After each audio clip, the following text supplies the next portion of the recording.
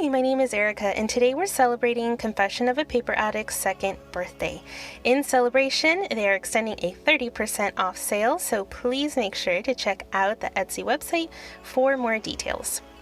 Today I'll be making a 12 by 12 page in memory of my toddler's third birthday. I am cutting strips 3-inch wide and just taking my trimmer to slice diagonally straight down the strips. I'm going to get a little funky fresh with layers today and just see where they land and sew around the entire page twice. So I'm going to back my layers with this beautiful black and white, kind of, I guess, starry paper, and just figuring out where I want my layers exactly. I do end up using some washi tape to help me out because the layers kept sliding around and I really wanted to save my sanity.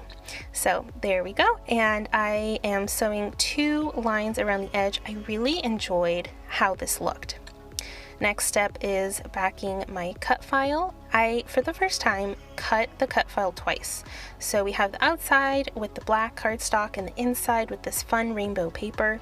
I'm really glad I did it this way because it saved me a lot of time. For my daughter's birthday, we had a cute little Facebook room call with friends and family. I thought it would just be really quick and kind of lame, to be honest, but it was actually really fun.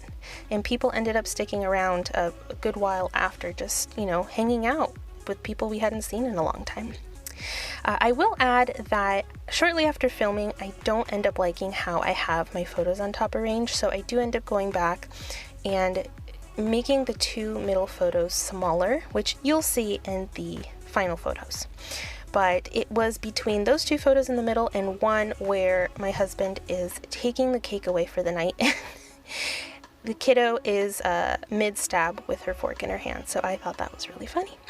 But apart from that, I'm just adding some sequins all throughout the bottom for final fun, as well as some Ellie Studio hearts below every other balloon.